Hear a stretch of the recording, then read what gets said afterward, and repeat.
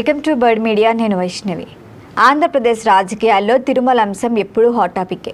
నారా లోకేష్ కూడా తాజాగా వైఎస్ జగన్మోహన్ రెడ్డిపై తీవ్ర వ్యాఖ్యలు చేసిన ట్వీటే ఇప్పుడు రాజకీయంగా చర్చకు దారితీస్తోంది. అయితే ప్రతిసారి తిరుమలలో భక్తులకు సరైన సదుపాయాలు కల్పించట్లేదు. టీడీపీ సరిగ్గా ఎటువంటి చొరవ చూపించట్లేదు. కూటమొచ్చాక తిరుమల మొత్తం అస్తవ్యస్తంగా ఉంది అంటూ ఇవన్నీ లేనిపోనివి చూపించే ప్రయత్నం ఒక ఛానల్ చేస్తోంది.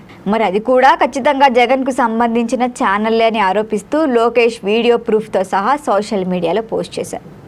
మరి ఈ ట్వీట్ వైరల్ కావడంతో ఇప్పుడు టీడీపీ వైసీపీ మధ్య మళ్ళీ మాటల యుద్ధం మొదలయ్యే పరిస్థితి. అయితే లోకేష్ ఆరోపణల ప్రకారం తిరుమల వెంకటేశ్వర స్వామి గుడిలోని భక్తులు సంతృప్తిగానే ఉన్నారు. ఆ వీడియోలో కూడా వాళ్ళు అదే చెబుతున్నారు. అయినప్పటికీ కొన్ని మీడియా వర్గాలు అక్కడ సమస్యలు ఉన్నట్లుగా నెగిటివ్ చేసి చూపించడానికే ప్రయత్నిస్తున్నాయి. మేము బాగానే ఉన్నాం, మాకు అన్ని రకాల సౌకర్యాలు లభిస్తున్నాయి అని చెప్పినప్పటికీ కూడా ఈ పచ్చ మీడియా వినకుండా పిచ్చ రాతలు రాయటం స్టార్ట్ చేస్తాం. ఇక క్యూ లైన్లో ఉన్న భక్తులతో కూడా నెగిటివ్గా కామెంట్లు చెప్పించేందుకు ఈ పేటీఎం బ్యాచ్ కూడా రెడీ అయింది, దానికి ప్రయత్నించారని కూడా విమర్శించారు. కాకపోతే ఇక్కడ నెగిటివ్ ఏమైపోయిందంటే భక్తులు స్పష్టంగా మాకు సదుపాయాలు బాగున్నాయి, మాకు ఎటువంటి విషయాలు కూడా నెగిటివ్గా లేవు అని చెబుతుండటంతో ఆ ప్రయత్నం విఫలమైందని కూడా అన్నారు.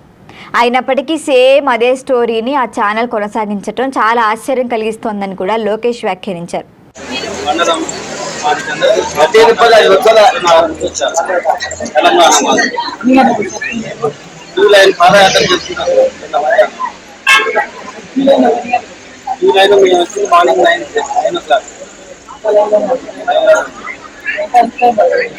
చెప్పలేము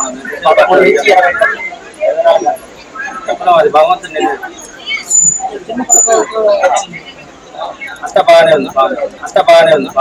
మరి ఈ సందర్భంలో లోకేష్ ఇంకొక వ్యాఖ్య కూడా చేశారు. వెంకన్నతో పెట్టుకోకు, మొత్తానికి స్మాష్ అయిపోతామని అర్థం వచ్చేలా కూడా మాట్లాడారు. మరి ఈ హెచ్చరిక రాజకీయంగా మరింత చర్చనీయాంశమైంది. తిరుమల శ్రీవారిపై ప్రజలకున్న విశ్వాసాన్ని దృష్టిలో పెట్టుకొని ఇలాంటి అంశాలను మీరు రాజకీయాల్లోకి వాడొద్దని కూడా జగన్కి సూచించారు.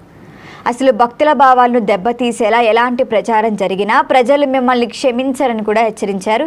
ఈ వ్యాఖ్యలే సోషల్ మీడియాలో విస్తృతంగా చర్చకు దారితీశాయి. అయితే తిరుమల వివాదం కొత్తదేం కాదు. గతంలో వైసీపీ ప్రభుత్వం ఉన్న టైంలో కూడా తిరుమల లడ్డూలో జంతువుల నెయ్యి కలిపారన్న ఆరోపణలున్నాయి.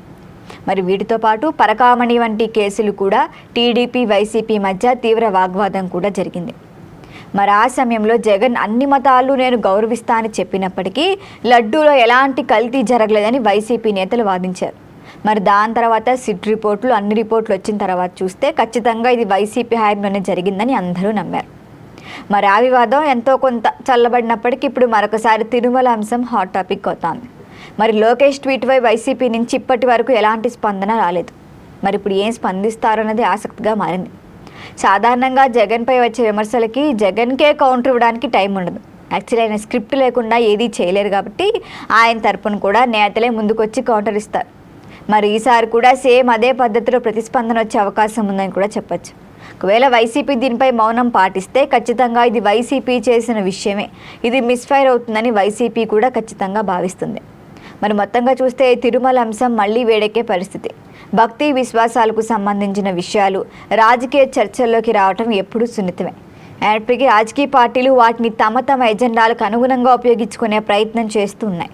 మరి లోకేష్ చేసిన ఈ వ్యాఖ్యలు మరొకసారి చర్చకు తావిస్తున్నాయి. రాబోయే రోజుల్లో వివాదం ఎంత దూరం వెళ్తుందో చూడాల్సిందే. దీనిపైన మీ అభిప్రాయాన్ని తెలియచేయండి. చూస్తూనే ఉండండి బర్డ్ మీడియా.